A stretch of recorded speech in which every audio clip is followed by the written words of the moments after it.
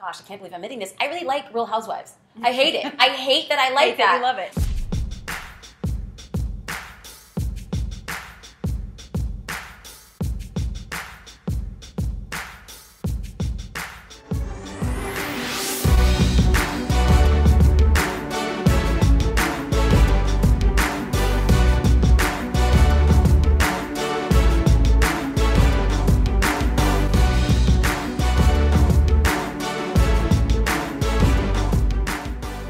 This episode features an interview with Jasmine Starr. She is an internationally recognized photographer, speaker, business strategist, and online entrepreneur. In 2005, she left law school and decided to become a photographer, though at the time she didn't even have a camera. Her husband gave her her first camera for Christmas that year, and 4 years later, she was voted one of the top 10 wedding photographers in the world. Her photos have been published in nearly every event and bridal magazine. Her quick success led to a speaking career, a consulting business, and finally the online empire she runs now. In addition to courses on personal branding and Instagram, she recently launched a unique social media subscription service called Social Curator. I was excited to talk with her recently in Los Angeles about her quick journey to success as a photographer and now her advice for succeeding in social media with an online business. Thank you for joining me for another episode of The Pursuit. I'm Kelsey Humphreys here with Jasmine Starr. So excited. Thank you for letting us come in today. Oh, thank you for having me. We are in this super cool studio space in Los Angeles, and I'm excited to talk to you about so many things, but I think most people are going to be most excited about your expertise building your brand. So we're going to go through your story. Yeah, congratulations. You've had so much success, such a renowned photographer. But what's interesting is so many people I talk to are recovering lawyers or are almost lawyers or like, thank God I'm not a lawyer, almost was a lawyer. And that's you. So Yes. You were going to law school. Then your mom got sick, her cancer came back. So you decided to leave law school. And then basically, crazy story, your whole life changes in that moment, which crisis does that to us. It does. So you decide to get married, and you have a breakdown on your honeymoon, and you're like, I can't go back. And your husband asks you what you want to do, and you say photography. But you guys, she had no photography experience, didn't even have a camera. Right. So tell us, how did you go from that to 4 years later, top 10 wedding photographer in the world? Please explain. Well, I think the important thing is if anybody's going to listen to this and walk away with one thing, is that I've come to know and believe that I've become like an evangelist for people who are underqualified, underprepared, and unwilling to take no as an answer. So if I become a voice for like this scrappy renegade of hustlers, I'm okay with that. Yeah. So I think the story becomes, I didn't have a camera, I didn't know what I was doing, I didn't have money, my parents are immigrants, I didn't even know anybody in my life or my sphere who had a business. There's nobody I can ask. It was kind of like School of Hard Knocks, you learn on your own. But the thing that I did know, that I learned throughout the years from year 1 through 3 and 4, was that there were a lot of people doing what I do, and there's a lot of people doing what you do.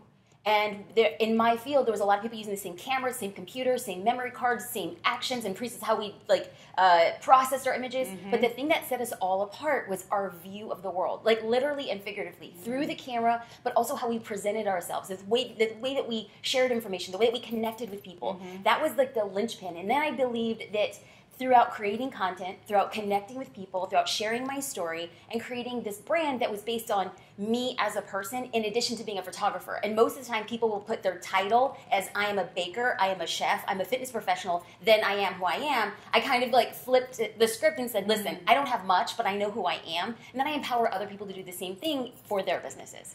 Yeah, but let's talk about tactics, because, I mean, that is crazy growth in just a few years to go from nothing to being, sought after as a photographer. And you just said, super competitive, super saturated. So what do you think were the keys? As you know, most people fail in the first 2 to 5 years. Yeah. What do you think were the keys to your success in those first few years?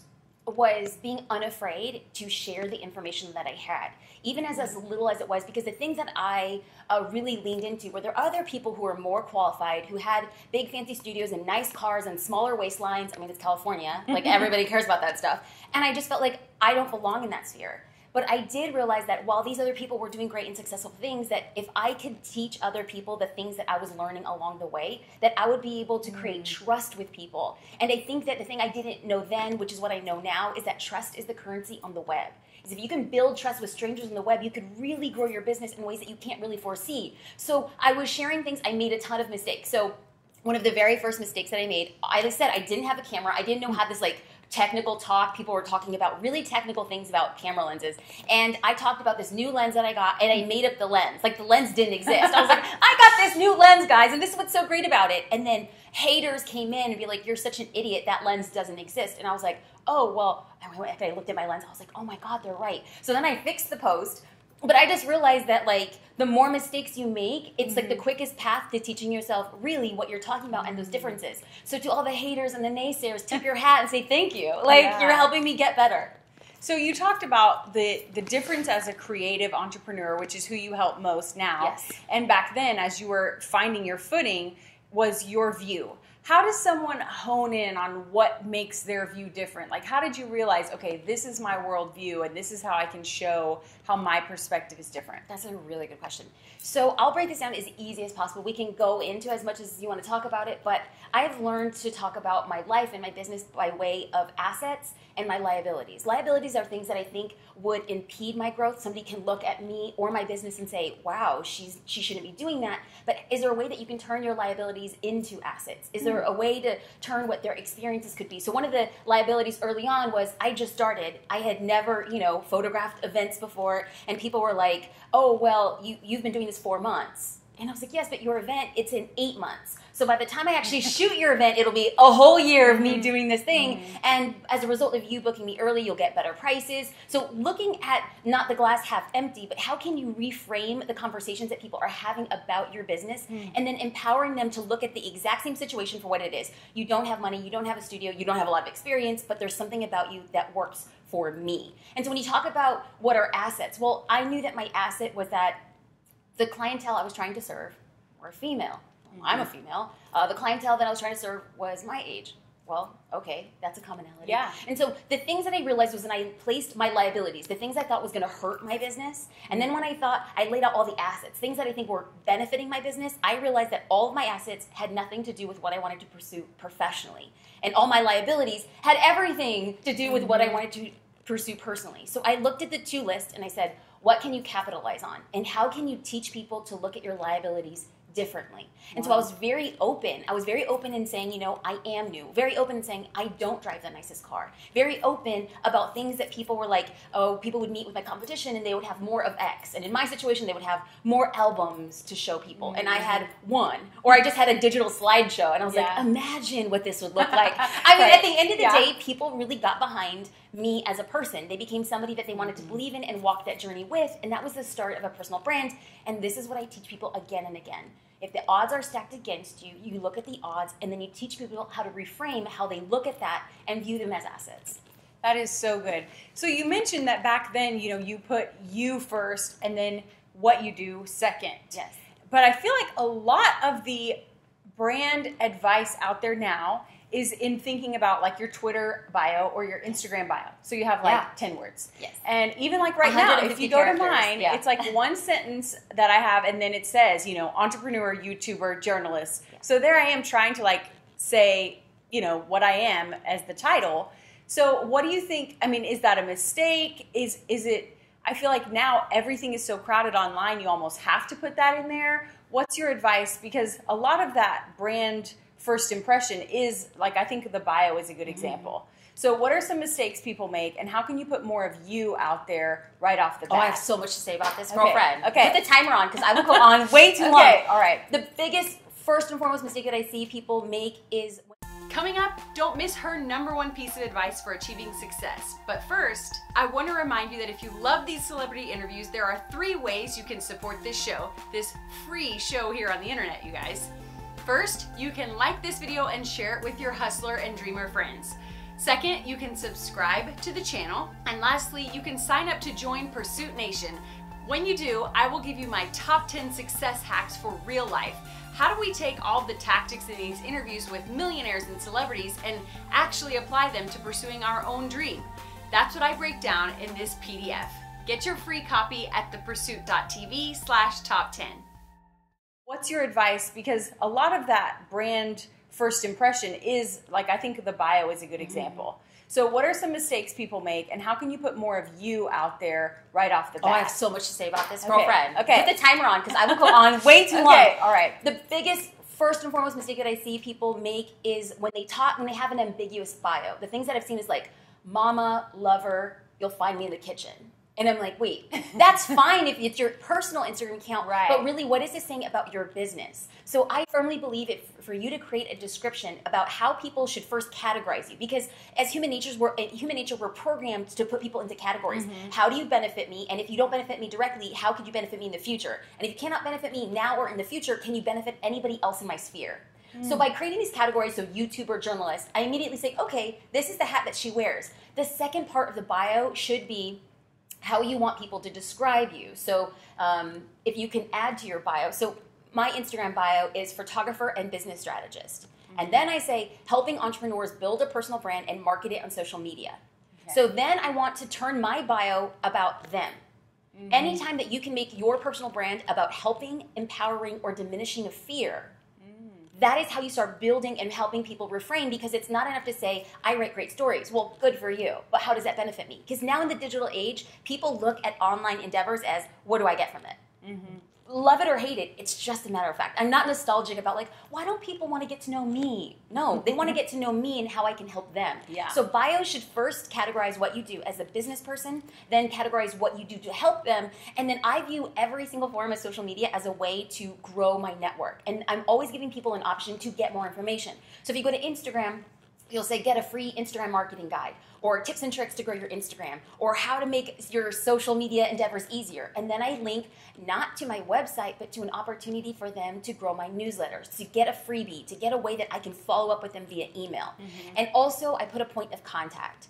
So for instance, my point of contact on all social media endeavors are info@jasminestar.com. So people then know that jasminestar.com is a domain that belongs to me. But also on my exit link, I don't need to put jasminestar.com because I've already indicated that in my contact email. So what I'll put is either my social curator or Insta180 or the path to profitability, wherever this little exit link is leading to get people acquisition of emails so that I can further that conversation and go deeper instead of wider that social media usually does. Okay, now if you notice, she just listed some of her online products, which I want to talk about, because that's perfect. But before we jump into that, I want you to give your number one piece of advice for freelancers out there who want more clients. Because back when you started, it was just, I need more photography clients. What's your advice to them? It's going to be to get out and get dirty. And this means get out, get dirty online, and then get out, get dirty with peers, and get out, get dirty with actual physical potential clients. So I call these my ideal client profiles. So far before you go out and try to get clients, you need to define who that client is, because it's not enough to say I suffered from what I call the photographer superhero complex, like where there's a shoot to like be done, I'll be there. Like, are you breathing? I will shoot you. Yeah. And I realized that because I marketed to everybody, I appealed to nobody. We live in a digital age where people want to feel that they are seen, known, and heard.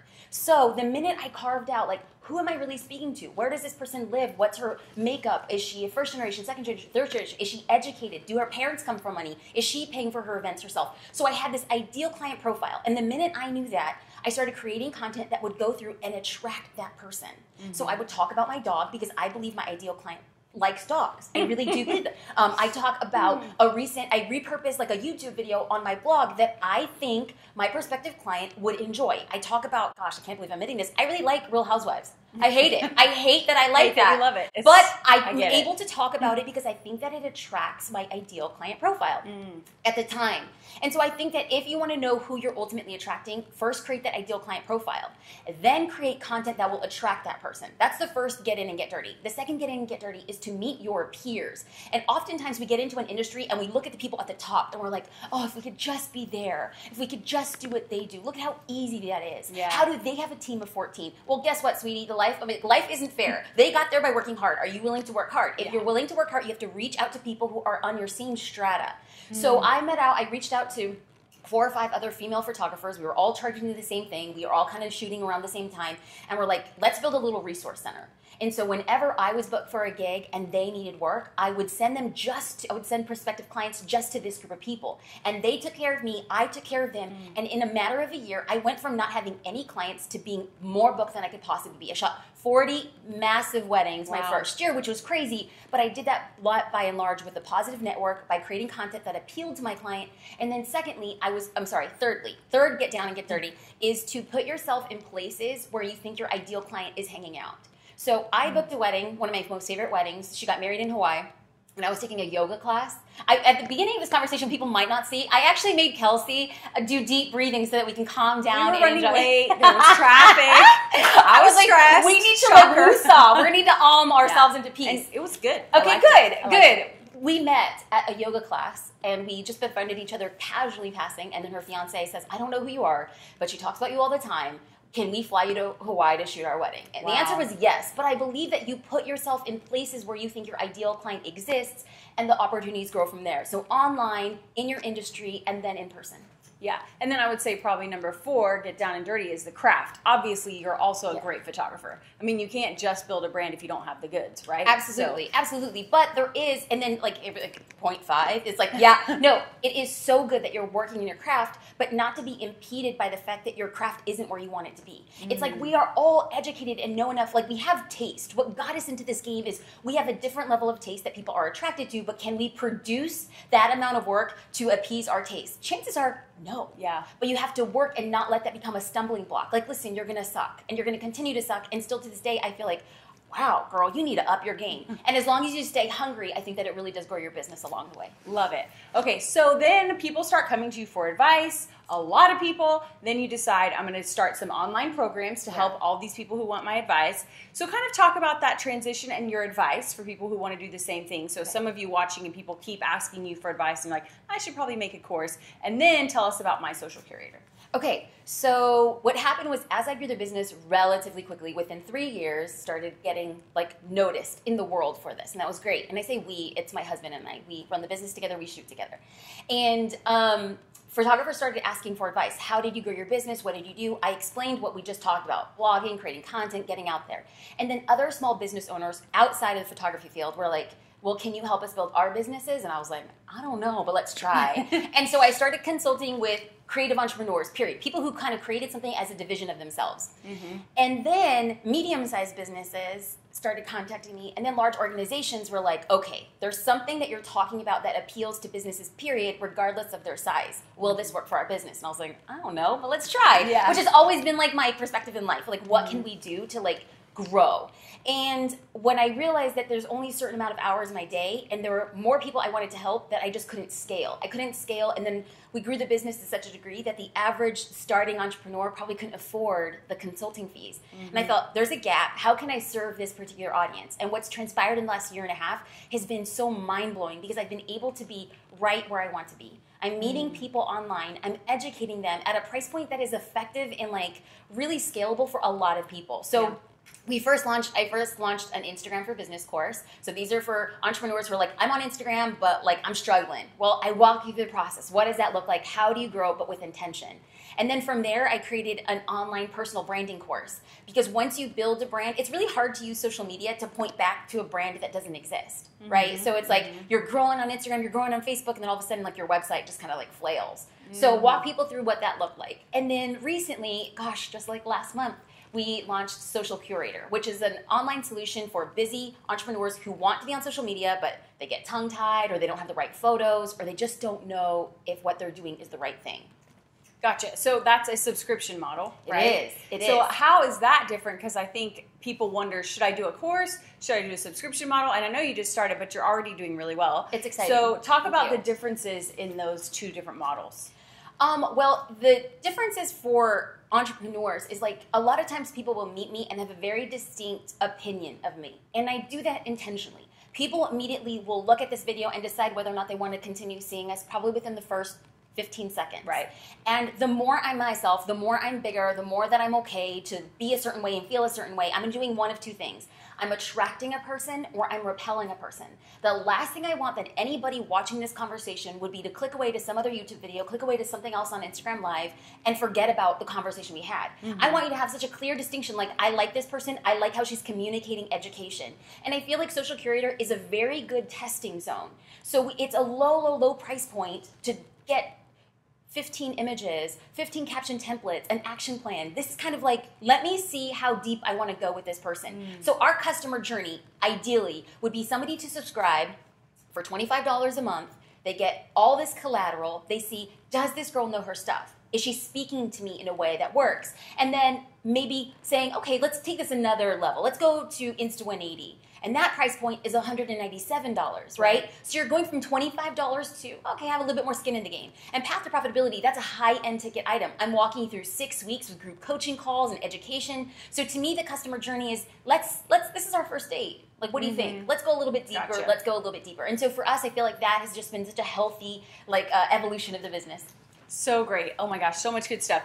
Okay, well, she's about to hop on a Facebook Live. So I want to wrap this up with maybe just your number one piece of advice, or maybe the number one mistake you see people making when it comes to their brand on social media. We've already talked a lot about Instagram. So maybe talk about the other platforms, probably specifically Facebook and maybe live streaming. Like, where do you think maybe missed opportunities or biggest mistakes or best advice for online personal branding?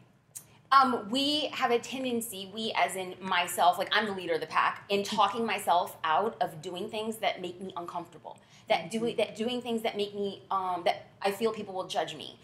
Talking myself out of, like, there's too many non-negotiables, that things that could totally go wrong, and so I'm not going to do it. And I feel like live streaming is that thing. We will talk, like, my nose is too big, I am too fat, I'm oily, my apartment is dark. Like, we will find every reason. And I feel like the thing that I've been leaning in so much in this past year is giving yourself every reason to do it. So think about all the reasons it could go wrong and still proceed through anyway, because this is what's highly engaging at this point. Now, I can't say this tomorrow, but I can definitely say this today, is that Facebook and Instagram are highly favoring online live streaming. And then it'll still even be indexed at a later point in time as valuable content because people are engaging.